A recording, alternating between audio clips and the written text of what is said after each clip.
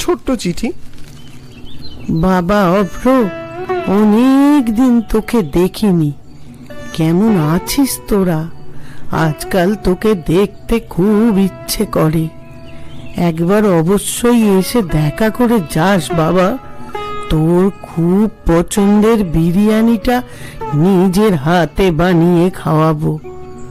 অপেক্ষায় রইলাম। ইতি তোর রানু পিসি। চিঠিটা পড়ে কিছুক্ষণ চুপ করে বসে রইলুম।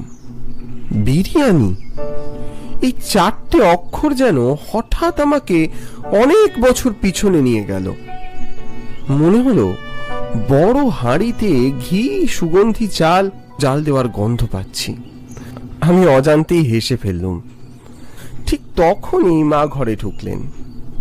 কি রে, একা একা হাসছিস কেন? আমি চিঠিটা এগিয়ে দিলুম। দেখো তোমা, কে লিখেছে। মা চিঠিটা পড়লেন। তারপর মায়ের মুখে এমন একটা হাসি ফুটলো যা আমি অনেকদিন দেখিনি। রানুদি। এত বছর পরেও দেখো আমাদের কিরকম মনে রেখেছে। বাবাও এসে চিঠিটা পড়তে পড়তে বললেন, রানুর মনে রাখার ক্ষমতা বরাবরই ভালো। পলাশপুরে আমাদের পোস্টিং এর দিনগুলো রানুদের জন্যই তো ভালো কেটেছে। আমি চুপ করে বসে রইলাম। আমরা যখন এই শহরে ভাড়া থাকতুম, রানু পিসিদের বাড়িটা ছিল একেবারে পাশে। রানু পিসির একটা বিরিয়ানির ব্যবসা ছিল। সবচেয়ে প্রিয় ছিল রানু পিসির হাতের মটন বিরিয়ানি। চাকতে চাকতে মনে হতো গোটা পৃথিবীতে আমার মতো ভাগ্যবান ছেলে বোধহয় আর নেই। এতদিন পরেও বুঝতে পারলাম সেই আস্বাদ যেন আজও মুখে লেগে আছে। একবার পলাশপুর গিয়ে রানু পিসির সঙ্গে দেখা করলে কেমন হয়। ভাবছি কাল একবার পলাশপুর ঘুরে আসি। রানু পিসি এতদিন বাদে চিঠি পাঠিয়ে ডেকেছেন। তুই আবার ওখানে যাবি কেন? একদিন বাদে আবার ওখানে যাবার কি দরকার? আহা, কেন যাবে না? উনি বিপদে আপদে আমাদের অনেক উপকার করেছিল রে। আর আমার মনে হয় তুই কালই গিয়ে একবার দেখা করে আয়। পরের দিন সকাল সকালই বেরিয়ে পড়লাম। ট্রেনটা ছাড়ার কিছুক্ষণ পরেই শহরের কোলাহল ধীরে ধীরে পিছনে ফেলে এলাম। জানলার বাইরের দৃশ্যগুলো একটার পর একটা বদলে যেতে শুরু করলো। উঁচু বাড়ির সারি মিলিয়ে গিয়ে জায়গা নিল সবুজ মাঠ। ট্রেনের চাকা রেল লাইনে ছন্দ তুলেছে, তার সঙ্গে মিলে মিশে যাচ্ছে হকারের হাঁকডাক, লোকজনের কথাবার্তা, হাসি কোলাহলের শব্দ। কত বছর হয়ে গেল ওদিকে যাওয়া হয়নি। বিকেল গড়িয়ে সন্ধ্যের ঠিক আগেই ট্রেন পলাশপুর স্টেশনে এসে থামলো। ট্রেন থেকে নেমে রিক্সা ধরলাম। শহরটাকে প্রথম দেখি বুঝলাম সময় এখানে থমকে থাকেনি। নতুন নতুন দোকানপাট হয়েছে, অনেক পুরনো বাড়ি ভেঙে গেছে, কোথাও আবার নতুন বাড়ি উঠেছে। তবু পুরনো শহরের একটা গন্ধ এখনো বাতাসে রয়ে গেছে। কিছুক্ষণ পরে রিক্সাওয়ালা বললে, ওই যে বাবু, সামনের বাড়িটা। আমি মাথা তুলে তাকালুম। রাস্তার শেষ মাথায় গাছগাছালির আড়ালে বাড়িটার ছাদ প্রথমে চোখে পড়ল। একসময় যে বাড়িটাকে বিশাল মনে হতো, সেটাই এখন সময়ের ভারে নিয়ে পড়া এক বৃদ্ধের মতো দাঁড়িয়ে আছে। দোতলা বাড়ি, দেওয়ালের রং অনেকটাই ফিকে হয়ে গেছে, এখানে ওখানে চুন খসে পড়েছে। কার্নিশের ফাঁকে ছোট ছোট গাছ গজিয়ে উঠেছে।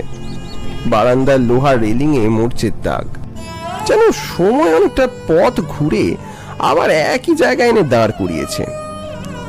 ঠিক সেই সময় দেখতে পেলুম বর বেশে সজ্জিত একটা শীর্ণকায় লোককে। এগিয়ে এসেছে আমার দিকে।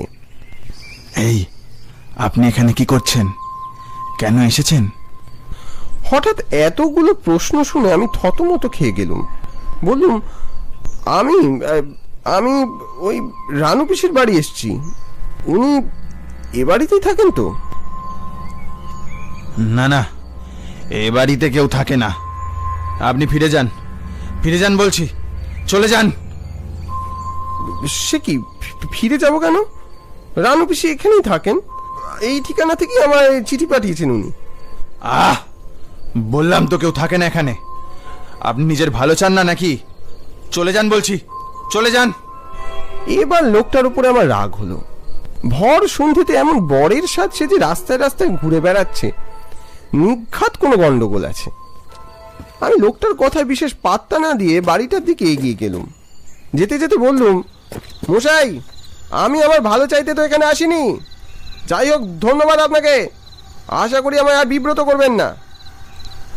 আমি এগিয়ে যেতে যেতে শুনতে পেলুম, আমি সাবধান করেছিলাম, আপনি শুনলেন না, ভুল করলেন, মস্ত বড় ভুল করলেন। ঘাড় ঘুরিয়ে দেখলুম লোকটা অন্ধকারে কুয়াশায় কোথায় যেন মিলিয়ে গেল।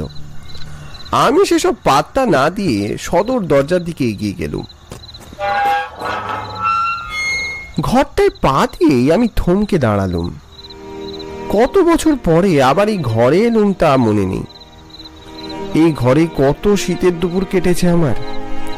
জানলার ধারে বসে গল্পের বই পড়েছি। ঘরের আসবাবগুলো যেন এখনো ঠিক আগের জায়গাতেই আছে। পুরনো কাঠের আলমারি, বেতের মোড়া, দেওয়ালে ঝোলানো বিবর্ণ হয়ে যাওয়া ক্যালেন্ডার, শুধু মানুষগুলো নেই।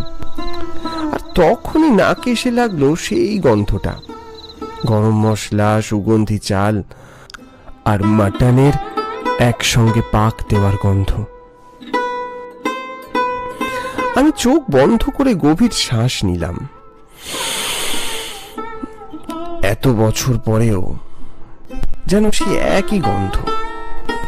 আমি হেসে ডাকলুম, রানু পিসি, ও রানু পিসি। কোনো উত্তর এলো না। আমি আবার ডাকলুম, কই গো, আমি এসে গেছি। আমি ঘরের ভিতরে আরো কয়েক পা এগোলুম। ঠিক তখনই ঘরের দেওয়ালে একটা আয়না দেখতে পেলুম, পুরনো মরচে ধরা আয়না।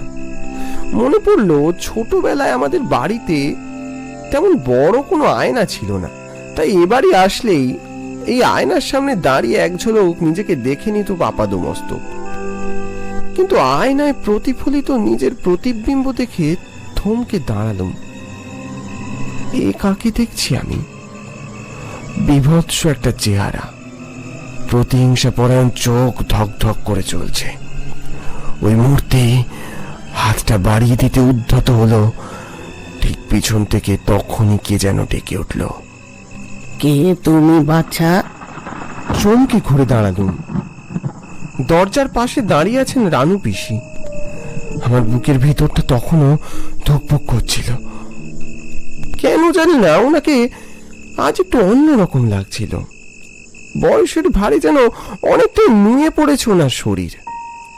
চোখ দুটো কেমন ফ্যাকাশে, যেন অনেকদিন ঠিক মতো ঘুমোননি। তারপরও আমি ছুটতে গিয়ে বললুম,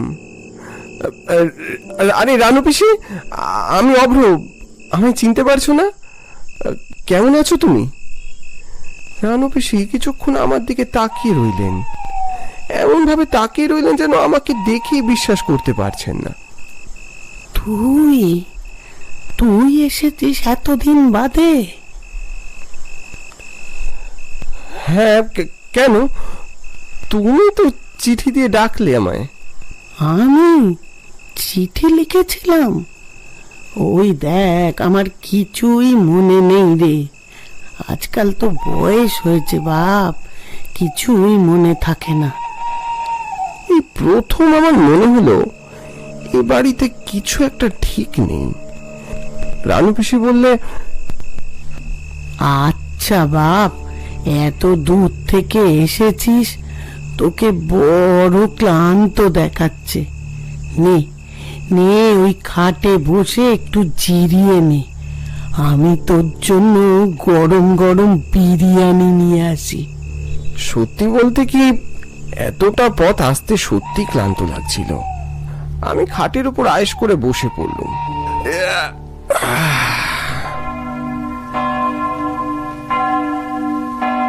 বলেছিলাম না এ বাড়িতে না ঢুকতে। আমি খাটের এক পাশে গায়ে নিয়ে বসেছিলাম। চোখটাও লেগে এসেছিল কিনা জানি না, পিছন থেকে গলার স্বরটা শুনে ধর্মড়ি উঠে বসলুম। খাটের কোণে বসে আছে সেই বর বেশি অদ্ভুত লোকটা। শুধু তাই নয়, খাটটাও যেন আগের মতো নেই, ফুল দিয়ে সাজানো। এই এই আপনি এই ঘরে ঢুকলেন কি করে? এই খাটে এত ফুল এলো কি করে? ভয় লাগছে? ভয় পাওয়ার আরো অনেক কিছু বাকি আছে, অনেক কিছু দেখবেন। এই যে অব্র, এই নে বাবা, কত দূর থেকে এসেছিস, তোর জন্য একেবারে গরম গরম বিরিয়ানি নিয়ে এসছি বাবা। তখনই আমার চোখ গেল রানু পিসির হাতে ধরা মস্ত কাঁসার থালাটার দিকে। গরম গরম বিরিয়ানির থেকে ধোঁয়া উঠছে। খাবেন না, খাবেন না, ওটা ভুলে ওটা ছোবেন না। এই বুড়ির মতলব কিন্তু ভালো নয়। রানু পিসি, এই লোকটা কে গো? তখন থেকে বিরক্ত করছে। আরে এই ঘরে এত ফুল এলো কোত্থেকে? রানু পিসি প্রচন্ড রেগে এগিয়ে গেল লোকটার দিকে। চুপ কর বলছি, চলে যা, চলে যা এখান থেকে, চলে যা। কেন চুপ করব? কেন চুপ করব? আমি কিছুতেই চুপ করব না। অনেকদিন চুপ করে আছি, আর নয়। ওর কথায় কান দিস না বাবা, তুই খা, খা, দেখ কত যত্ন করে তোর জন্য বিরিয়ানি বানিয়েছি, তুই খা, তুই খা। আমি বুঝতে পারছিলাম এ বাড়িতে কোনো একটা সমস্যা আছে, কিন্তু এই বিরিয়ানির গন্ধে আমি কেমন মহাবিষ্ট হয়ে পড়ছিলাম। থালায় থাকা বিরিয়ানির এক গ্রাস মুখে তুলতেই ওই লোকটা ঝাঁপিয়ে পড়লো আমার দিকে। বিরিয়ানিটা ছিটকে পড়লো মাটিতে, কিন্তু তা বিরিয়ানি কোথায়? সে তো কালো ছাই আর পোকামাকড়। শুনে রাখো বুড়ি, বিরিয়ানি খাইয়ে আমার বউ এ বেটাকে বশ করবে, সে আমি হতে দেব না। তবে রে, ওই দেখ আমার মেয়ে আসছে। কি বলছে ওরা বুঝলাম না, তবে কথাটা শোনার সঙ্গে সঙ্গে লোকটার মুখটা কেমন যেন ফ্যাকাশে হয়ে গেল। তখনই নুপুরের শব্দটা স্পষ্ট হলো। আমি দেখলাম ওই বিশাল আয়নার মধ্যে একটা প্রতিবিম্ব ধীরে ধীরে এগিয়ে আসছে। আয়নার গায়ে শব্দ হলো মট মট করে। মুহূর্তে আয়নার উপরে মাকড়সার জালের মতো কয়েকটা ফাটল তৈরি হলো। সেই ফাটলের কালো গহ্বর থেকে বেরিয়ে এলো একটা নারী মূর্তি। পূজারিনী, রানু পিসির মেয়ে। চোখ দুটোয় যেন বহু বছরের বেদনা জমে আছে। পূজারিনী অস্থির দৃষ্টিতে আমার দিকে তাকিয়ে রইল। পূজা মা, দেখ দেখ, সজল আবার উৎপাত শুরু করেছে। ও, উৎপাত আমি করছি? আর আমাকে যে আপনারা এই সম্পত্তির লোভ দেখিয়ে ফাঁসিয়েছেন, তার বেলা আজও আমার আত্মা সম্পত্তির লোভে এ বাড়ির চারদিকে ঘোরে। এখন মেয়ের পুরনো প্রেম জেগে উঠেছে বলে কি আমি ছেড়ে দেবো ভেবেছেন? এতক্ষণে দেখলাম ওই লোকটার চেহারাও বদলে গেছে। কেমন যেন বিবর্ণ সবজে মুখ, কঙ্কালের মতো রুগ্ন শরীর। পূজারিনী ধীরে ধীরে তার দিকে ঘুরে দাঁড়ালো। সেই প্রতিহিংসা পরায়ণ চোখ, চুলগুলো হাওয়ায় এলোপাথারি উঠছে। পূজারিনীর ঠোঁট নড়ল না, তবু ওর অন্তরাত্মা দিয়ে একটা গর্জন বেরিয়ে এলো যেন। চুপ কর মিথ্যক, শয়তান! এত বড় শিক্ষা পেয়ে তো স্বাদ মেটেনি? সেদিন রাতে কি হয়েছিল ভুলে গেছিস? আরো একটা শব্দ কোত্থেকে ভেসে এলো যেন। এই এত খুঁতলা মেয়েকে কে বিয়ে করতো? এই এত বড় বাড়ি আর সম্পত্তি নিজের নামে করিয়েই এদের মা বেটি দুটোর একটা ব্যবস্থা করতে হবে। তারপর সেদিন যে বিরিয়ানিটা খাইয়েছিলাম, আরো একবার খাওয়াবো নাকি সজল কুমার? না না না, ও বিরিয়ানি আমি খাবো না। না, আমি চললুম। আমার আত্মা শান্তি পাবে না। লোকটা জানলার গড়াদের ফাঁক দিয়ে কোথায় যেন উবে গেল। রানু পিসি এগিয়ে এলো আমার দিকে। তোর বাপ তো তোদের নিয়ে চলে গেল এই বাড়ি ছেড়ে। মেয়েটাকে আমি বিয়ে দিলাম ভালো পাত্র দেখে, আর ভালো পাত্র বাসর রাতে মেয়েটাকে যা নয় তাই বলে অপমান করলো। পরদিনই সংসার শেষ। নতুন বড় বউ দুজনেই নাকি। উফ,